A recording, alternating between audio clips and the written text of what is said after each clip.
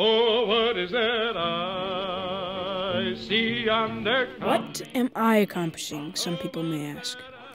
Well, I know I'm just one grain of sand in this world, but I'd rather throw my weight, however small, on the side of what I think is right than selfishly look after my own fortunes and have to live with a bad conscience. Pete Seeger. It was if I didn't believe music had something to do with saving the world, I wouldn't be spending my life trying to do it. And I've made lots of mistakes.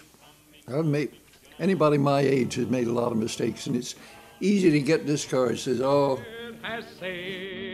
He's just been a real inspiration to me in the very beginning when I wanted to make a difference. And I thought that you can make a difference with music.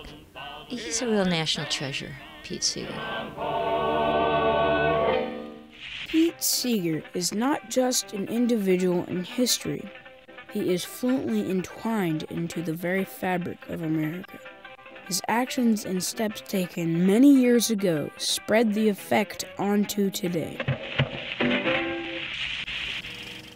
In 1932, a friend of mine wrote the lyrics for a song, Buddy, Can You Spare a Dime?, showing a bread line where starving people are lining up to get a little bread and soup.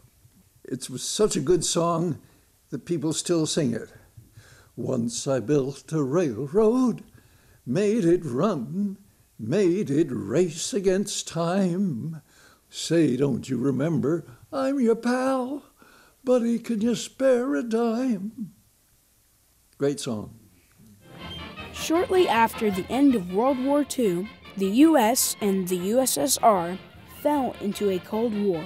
Citizens of the United States were being accused of being unpatriotic because of their communist and socialist beliefs. This fear of communist power led to many innocent people losing their rights and livelihood. I've traveled around this country. But this did not stop Seeger. In 1948, he toured the South with Progressive Party presidential candidate Henry Wallace. A year later, he appeared at a concert with Paul Robeson, a well-known black communist activist and singer. During the concert, Seeger, with his wife and son, were attacked when people threw stones at their car. Skirmishes are breaking out all over here. The police are fighting the cops. Oh, this is terrible. And they are beating up a Negro. They're clubbing him. This is Pete Seeger. I was there, too. There were 900 police, deputies, and state troopers at Peekskill. They allowed the mob to form along a 4-mile line of road and directed all traffic down this only exit, and then stood by watching while the hoodlums threw rocks through the windows of cars and buses.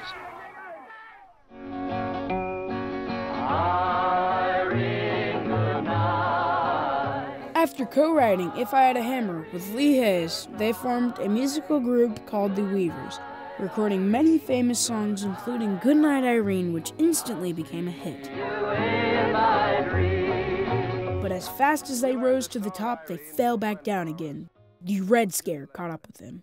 Seeger was blacklisted and not allowed on any media, playing at summer camps, schools, and churches, making only $25 a show. That's what I learned in school today. That's what I learned in school.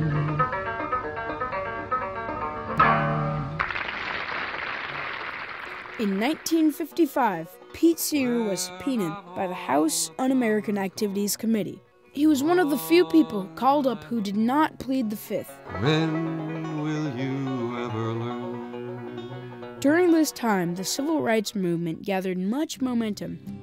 Pete began playing civil rights rallies, where he would play We Shall Overcome, which became the theme for the movement. On the invitation of Dr. King, Pete joined in on the march in Selma, Alabama. I do believe we shall overcome someday.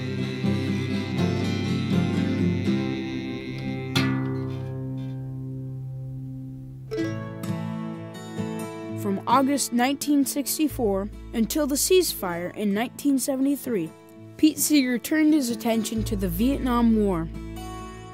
If you love this land of the free, bring all troops back from overseas. Back during the Vietnam War, I was singing songs against the Vietnam War.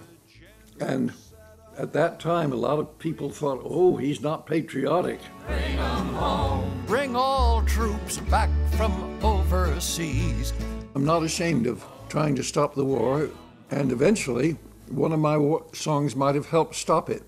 Waist deep in the big muddy, the big fool says to push on.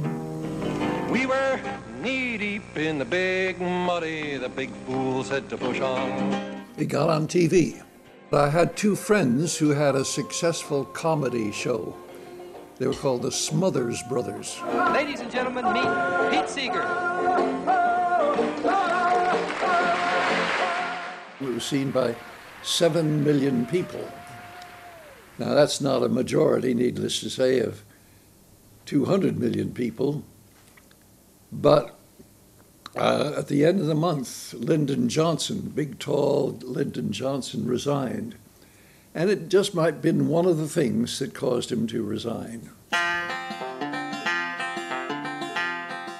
Sailing up my dirty stream. In the late 60s, Pete noticed that the Hudson River was heavily polluted. One night, he took his boat out and wrote Golden River. The water was being polluted by factories along the shore.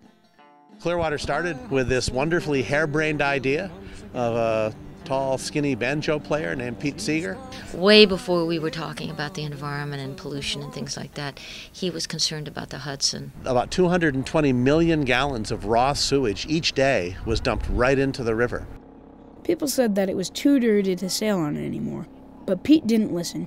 He started building sloop boats, got people back on the river, and created a movement that eventually cleaned it up. My Hudson River and my country will run clear. If I had a hammer, I'd hammer it all. In the 1990s, Pete was given a number of awards, including the National Medal of the Arts and the Kennedy Center Award. He continues his activism today by protesting the Iraq War. Pete Seeger is an individual in history without a position of power or a great deal of money. He changed the world with nothing but song and inspired millions over the course of his life.